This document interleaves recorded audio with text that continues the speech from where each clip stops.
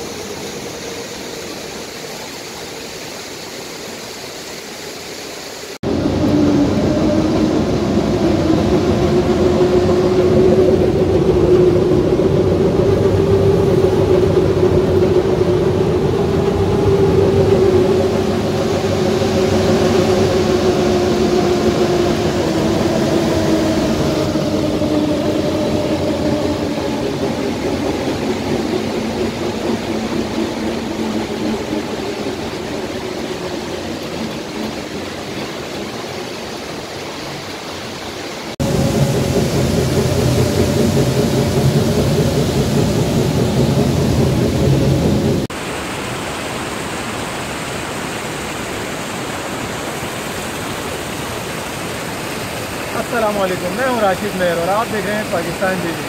इस वक्त मैं मौजूद हूँ चश्मा शिफा, जो कि कलाम और बहरीन के बीच में। आप देख सकते हैं कि कुदरती पानी पहाड़ों के बीच में से आ रहा है।